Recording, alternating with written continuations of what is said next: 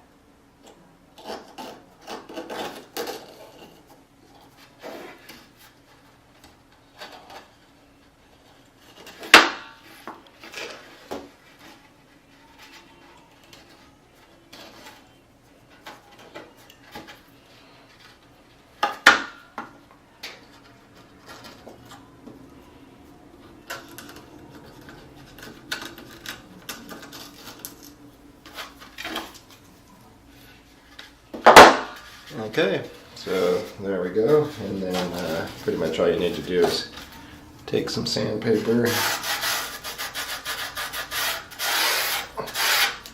and you can kind of sand off those little rough edges.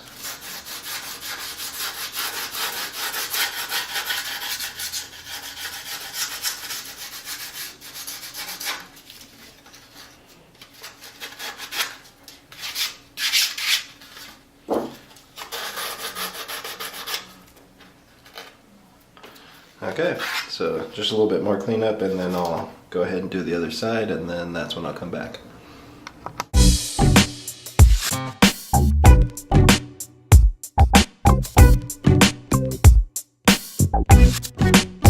Hey guys, welcome back. So let's get right at it. I'm going to use Invertmasts technique to fill the weave of the cloth. So what we're going to do is we're just going to use some bondo glazing and spot putty, and just going to squirt a little in there, and that's probably more than we even need. We're going to take a little bit of acetone and pour in there, and we're just going to mix that up.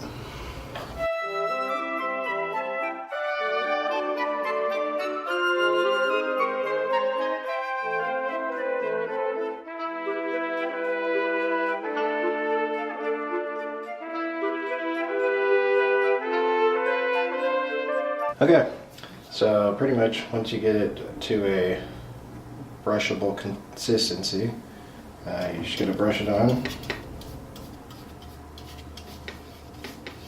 And I'm just using a cheap little Crayola brush I got. I couldn't find any super cheap ones. But the cool thing that I've noticed about this, I've already done the other side, but I'll show you what that looks like here in a second. But as soon as the acetone evaporates, it just leaves the bondo down in the weave of the cloth.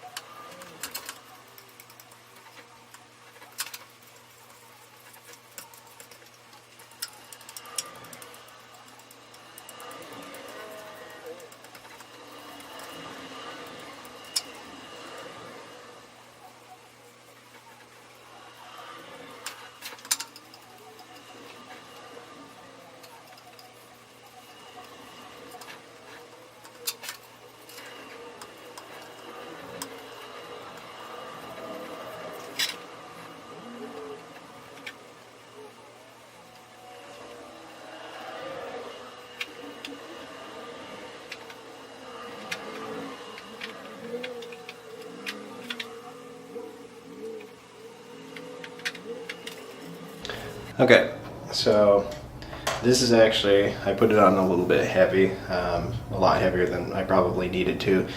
Remember, all that we're trying to do is just fill the weave, and now I'm going to have to sand a little bit more than I otherwise would have. But so once this dries, I like to let it dry for a couple hours. Then you just go through with your sanding block and then sand it nice and smooth, and you'll end up with something more like this. And this should be just about ready for a primer. So I'm going to go ahead and let this dry, and then I'll prime it. This side I'll sand, obviously, and then I'll prime, and then we'll see if there's any more filling that we need to do.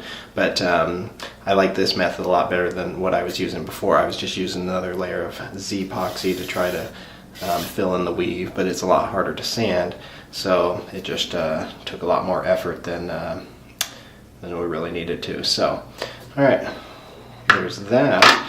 And then one other thing that I wanted to share before we start sanding this up is I started applying some decals on the F-16, and you can see here I've got our refueling area there. I went ahead and painted the gunship gray for our hatch there. I still haven't figured out how I'm going to attach it on the front side, but that'll all be internal stuff. But anyways, I use those dry transfers, which I think are the coolest things. So, and I also did the wing. So you're probably thinking to yourself, well, that's really awesome, but how come you didn't show us? Well, actually, I did tape it. So I just wanted to try it out first before I start showing you guys. So the tool that I use to apply, besides my fingernail, and you want to be real careful so that you don't tear anything, because if you scratch too hard you'll kind of damage the surface of the plane, number one, but number two, you don't want to damage the decal because they're pretty expensive. So, but the tool that I used is I just where are we at? Well, basically this is, I just chopped off a piece of credit card with the rounded corner and then apply it like that. So let's go ahead and watch the video of that so you can see what I'm talking about. And on our next video we'll prime and get our aileron ready for paint.